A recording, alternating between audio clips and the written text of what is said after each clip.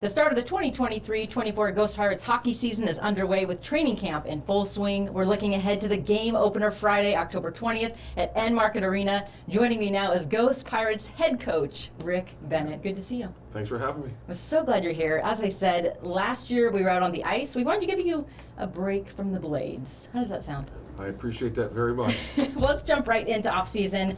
There had to have been a lot of conversation about the new roster. What went into forming this new team?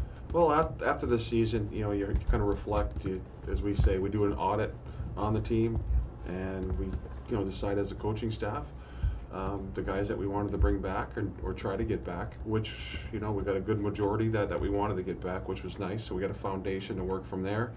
And then it was just a long summer of just trying to recruit, the other players. Yeah, it's a revamped roster this season.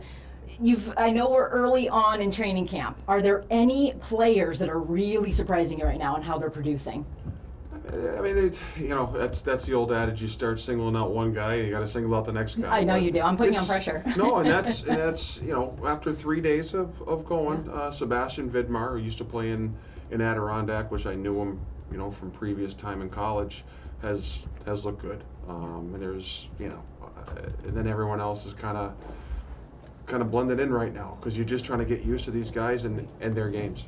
In terms of last year, I know we saw that carousel of players due to all those player injuries. That's part of the game, right? So we know that's all part of it. But how does that adversity teach you and empower you into this next season? Well, we're going to knock on some wood a little bit more as far as that's concerned. I've already had a talk with Dylan Campbell, our trainer, so he gave me good advice, and so we're good there, and some positive vibes there, which is nice. But honestly, injuries are injuries, and when you play the game of hockey, it's going to happen. So hopefully, it doesn't happen to us as much as it did last year. Yeah, it's always easy, I think, as a fan. Not myself, because it's one of my biggest frustrations, but fans tend to blame the coaching staff when there's adversity. How do you take that when you're behind the bench? Does that affect your game, how you're coaching? No, I mean, we have our game plan, we know our team, and we're trying to get the most out of our players and ourselves. Yeah. We're trying to get better just as they are too. So, for just going into my second year, hopefully you learned a lot last year just by trial by fire. So what's some impactful takeaways from last year? I know I'm putting you on the spot here, but just is there anything that you just thought, we really nailed that? Just how we went about with call-ups and so on and so forth. Yeah. And our affiliate with Henderson, we made some tweaks there. So hopefully there's not as much as an elevator service as last year, the call-ups and this and that. Guys going up, great. Guys coming down, we like it, but I think we're just insulated better. Going back to last year, myriad of highs and lows, you were so strategic with keeping the guys on point. Take us into that locker room. What does that look like when you're talking to them? Well, it's just the fact that you have to get your point across. You don't want to sit in there, for hours on end because you're going to lose their focus quickly anyway. Mm-hmm. So we try to keep it short, get our point across, and they know what the focal points are. Yeah, well, it's no surprise that the South Division is stacked to the brim with talent. How are you altering your coaching philosophy this year to stay competitive? Just the fact of just the recruiting. On what we felt that if you look across the playoffs, which our staff did, and we broke it down, I think we're a little bit older this year than we were last year. Okay, I was going to touch on that. So an older roster. An older roster is helpful. We brought in some veterans that we feel can provide some leadership. Mm-hmm. So there's a second wave, and then basically what is being kind of guys sent down from Henderson. Yeah, well, speaking of Henderson, you were just there. What does that look like for you? Do you kind of go into coach scouting mode? What impressed you by seeing them practice? Well, just, Ryan Craig is now the new head coach there, coming from the bench in Vegas where he just won a Stanley Cup. So, but it's his first time. But I thought he did an excellent job in training camp, mm-hmm. Commanded the room.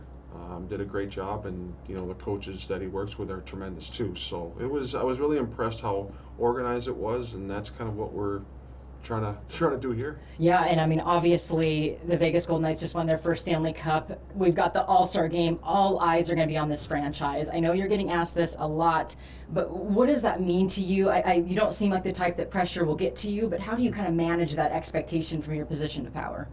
It's, you know what, we're just kind of looking for a great practice tomorrow. Yeah. And just to build upon that to get ready for the exhibition games this weekend. So we're not, putting the cart, ahead of the horse here. We're just trying to keep it simple. Yeah, it seems like you've always seemed like you've coached from this headspace of one game at a time, and that really does benefit. Now, with regards to, lines, I know you don't want to single out any players, but for the fans listening, we, specifically the new players, what are those lines to look out for, those players to look out for this season? Well, I'd like to think, like I mentioned, Sebastian Vidmar is a bigger winger, but very, very smart hockey player that I think people will identify with. Ryan Scarfo, who played in South Carolina last year, will add some speed, some physicality to the lineup, but can, also has some skill, to score. And there's a couple guys right there. Yeah. So on the back end, you're looking. I've really been impressed with Peter Tischke, who was just sent down, Great. and Noah Carroll, Okay. As well. Great names. Here's the thing too, is last year when the bench is a little thin, sometimes players have to play multiple roles. How do you feel about that? Maybe a centerman playing defense or vice versa. Does that ever happen for you? I haven't seen as much two-way players that you used to see. That's kind of, I think there's just abundance of forwards and abundance of D, but, it's just more, I don't know what it is, from youth hockey on up. Players just, forwards sometimes have a tough time skating backwards, so putting them back on D is not great. No, you kind of got to get what you can get, and sometimes when that bench is thin, you have to have that versatility. So I just wanted to see what your perspective was as a coach on how you felt about that, really mixing up those lines if you have to. If you have the ability, as I guess we call it, a hybrid type player that can play forward and D, I think you have yourself, that's a great asset. Do you think we have anybody this year that could be considered a hybrid? You really don't know until you try it, like within a game, because you're really not trying in practice. So because you have your lineup, but I guess there's some, you can never say never. Yeah.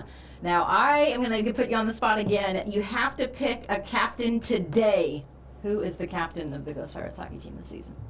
Well, he hasn't arrived yet. Okay. But when he gets here. So there is a captain coming? No, okay. I'm just saying if when he steps up. Okay. Yeah, he's worn the letter before. Okay. He's been around the league. He's won a championship. Great. And my interactions with him up in Henderson were nothing but positive. So he's right there. What are you looking for? What are those things as a coach that you demand from your captain? That when the coaches, it's an old cliche, but when the coaches leave the room, that your message is delivered, and delivered. The players might have missed your message a bit, but it's nice to have those guys reiterate your message, and then just based on their play, you just got to play a good, hard, honest hockey game, compete, and that's what we're looking for. And players see that person doing that, they're going to follow. Take us on the ice for practice. So not a lot of us get to obviously be there right on the ice. Some practices are open, but what does that look like for you? Kind of give us your formula of coaching. Just a fact of we like a pace. We want to have a practice that has pace. And right now it's a lot of teaching. So it slows down the pace, but at the same token, there are drills that we throw in to get it back. Yeah. But we're more of a pace, and I think you're seeing a lot of that. I know I've seen a lot of it being up watching Vegas practice and Henderson practices, so we're just trying to copy the same formula. Yeah, I mean, no doubt we are so excited for this season. We've been talking a lot about, there's been a lot of talk about Anthony Collins, 902 career points in the penalty box. I want to know from a coach's standpoint, how do you feel about that? You have to let Darian Skio play their game, but where is that fine line, that balance of also making sure that you have a full team on the ice? Yeah, there is a fine balance, and those guys know, working, having the chance to work with Darian Skio last year, he knew exactly his role. Too bad, unfortunately, it was only half the year, but, you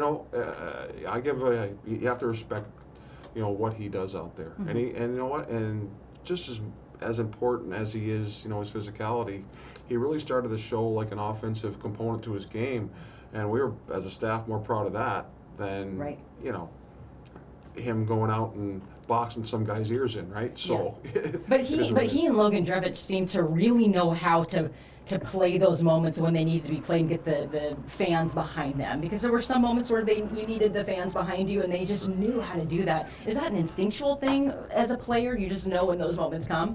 Yeah, it's a feel. It really is a feel, and there's You know, like Brad Marchand from the Boston Bruins, they the old term, they bring you into the fire. Yeah. So you know, as teammates, you better be ready because you never know when it's going to happen. That's right. So if you're ready to go from the get-go, you're not going to have any problems with Right. that. Well, as we said, this is a development league. One of my final questions for you, what does it mean to you to be an integral part of developing these players? I think that's the most rewarding. Last year was pulling a player aside and just saying, hey, you've been called up. Wow. Or making that phone call. It was usually phone calls because you're getting it later, you know, because we're 3 hours, you know, Yeah. in front. So, but those calls were great. So you're the one that gets to deliver that message to them. And I give the general manager in Henderson, Tim Speltz, a lot of credit. Yeah. You know, he says, you want to talk to the guy, you'll talk to him first. And Wow. I said, that's great. And as long as the message gets across, he doesn't care. The player doesn't care. He just said, pack my bags, I'm out of here. So. Yeah, but there's got to be a level of, you know, a little bit of sadness that you're losing these players. I mean, granted, yes, you want them to be called up, but it becomes a family, I would surmise. It's interesting because some of those players that were called up, when they did come back down, that had played here, were really excited. And I think you could see that in the, you know, just based on their on-ice play. Yeah. So, and then talking to them, they were really excited. Even the guys coming down just yesterday, being on the ice today, they're generally excited to be here. And and I just give Savannah, I give, you know, the staff that basically the place gets, you know, sold out, all the credit in the world. Yeah. I mean, there were quite the waiting lists for tickets. So undoubtedly, the team this is their home forever. You know, the fans are so excited for season 2. Rick Bennett, we thank you so much for taking some time off of the ice. We wish you an incredible second season. Thank you so much. Go Pirates Hockey. Appreciate it.